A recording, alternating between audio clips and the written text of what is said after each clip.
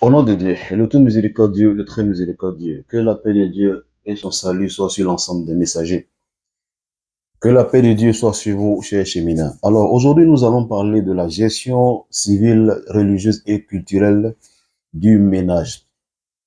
Vous savez que le mariage a trois étapes principales. La première étape consiste à faire des démarches auprès des familles afin de traduire un engagement solennel.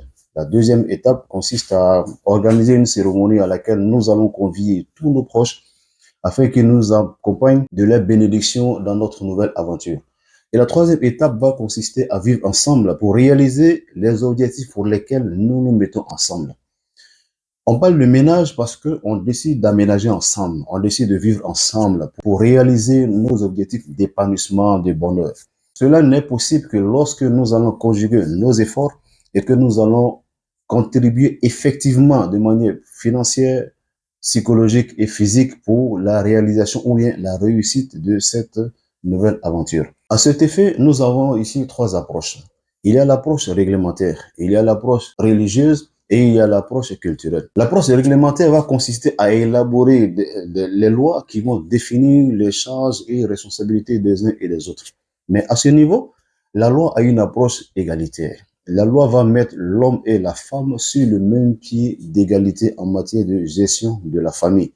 L'approche réglementaire va consister à élaborer des règles qui vont définir les charges ou bien les responsabilités des uns et des autres afin qu'ils assument ensemble les résultats qui vont en découler. Dans l'élaboration donc de ces règles, la loi va tenir compte des ressources disponibles et puis la composition de la société.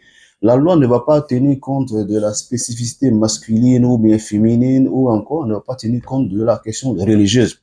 Mais la loi va mettre des normes qui s'appliquent à la fois à l'homme et à la femme. Parce que la loi responsabilise les deux, de sorte que lorsque un est défaillant, l'autre prend la relève. Ça veut dire quoi? Si c'est l'homme qui a les moyens, il met ses moyens à la disposition de la famille. Et si c'est la femme qui a les moyens, elle met ses moyens à la disposition de la famille. Si les deux ont les moyens, des moyens financiers, les deux mettent leurs moyens à la disposition de la famille. Il n'y a pas lieu de conserver tes moyens et que l'autre se charge tout seul d'assumer les responsabilités de la famille. Alors, la loi va plus loin pour dire que la contribution, comme on appelle, aux charges de la famille n'est pas seulement pécuniaire. Il y a aussi la contribution en nature. Hein?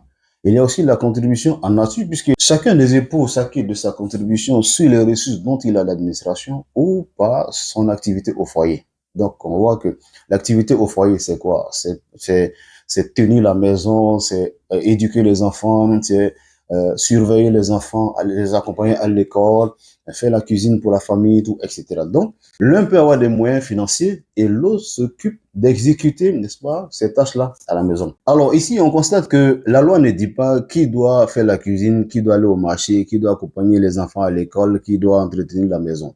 Cela est laissé à l'appréciation des conjoints. Ce sont eux qui connaissent leur calendrier, ce sont eux qui connaissent leurs contraintes, ce sont eux qui connaissent leurs compétences.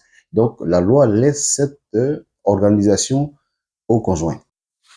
Quant à la religion a une approche spirituelle du mariage. La religion considère le mariage comme un acte d'adoration, un moyen par lequel l'on peut gagner la félicité éternelle. À cet effet, la religion va avoir une approche hiérarchique de la responsabilité familiale. Elle va mettre toute la responsabilité sur l'homme. Elle va faire de lui le leader et le pourvoyeur principal de la famille. Celui-là même qui est en charge de la nourriture, de la santé, de l'éducation de la famille. La religion va demander à la femme de faire beaucoup de concessions afin que l'homme puisse assumer pleinement sa responsabilité. Mais cela n'est pas fait dans un souci de domination de l'homme sur sa femme. Non, c'est plutôt dans un souci de bonne gestion. La religion va exhorter, n'est-ce pas, les uns et les autres et va mettre la question de la récompense afin que chacun y mette du sien et de la bonne foi pour mériter ces récompenses auprès du Seigneur.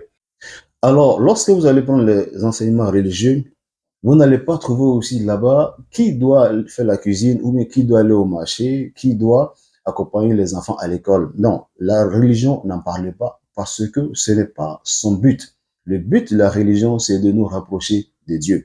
Alors, il y a une troisième approche. Et cette approche est déterminante pour la réussite du mariage civil et du mariage religieux. Il s'agit de quoi? Il s'agit de la culture. Ah oui, il s'agit de la culture. Parce que c'est la culture qui va venir maintenant définir le rôle dans la pratique. Qui va au marché? Qui fait la cuisine? Qui va chercher de l'argent? Comment on appelle, qui est en charge d'établir les règles, comme on appelle, de la famille? Ça, c'est la culture maintenant qui va déterminer cela. Dans certaines cultures, il n'y a que les femmes qui font la cuisine. Les hommes ne s'approchent même pas de la cuisine. Les femmes s'occupent de l'éducation des enfants. En tout cas, les femmes s'occupent d'un certain nombre de tâches auxquelles les hommes n'ont même pas droit. Dans certaines autres cultures, vous allez trouver que les femmes ne sont pas obligées de faire la cuisine. En tout cas, elles n'ont pas un certain nombre de charges, comme cela est dans la culture précédente. Lorsque donc vous vous mettez en ménage avec quelqu'un, vous êtes obligé de faire attention à sa culture parce que c'est la culture de votre mari qui va déterminer votre qualité de bonne épouse. Alors, il faut faire attention. À ce niveau-là, si vous évoquez les lois, ça n'a pas d'importance. Si vous évoquez, comme on a des règles religieuses, ça n'a pas d'importance parce que ce dont le monsieur a besoin, c'est qu'il a besoin que vous répondiez tout simplement au nom de sa culture. Vous voyez? Donc ça, c'est très important. Et généralement, les conflits qui surgissent dans les couples surviennent du fait de la divergence culturelle. Parce que lorsque nous ne sommes pas de la même culture, il faut beaucoup de tolérance. Beaucoup de tolérance et de compréhension pour arriver à réussir notre vie de couple. Alors, nous terminons pour dire que les trois éléments ne sont pas antinomiques, ne sont pas contraires, parce que vous avez constaté que avant même le mariage civil, les familles font des démarches. Avant aussi le mariage religieux, les familles font des démarches. Ce qui veut dire que la culture elle-même précède les deux mariages. Les trois sont complémentaires. Il faut un peu d'effort, de compréhension et de tolérance pour arriver donc à avoir une vie de couple apaisée et épanouie. Pour plus d'informations, vous pouvez contacter le numéro qui s'affiche et nous allons voir ce que nous pouvons faire pour vous aider. Sur ce, que la paix de Dieu soit sur vous, chers chemins.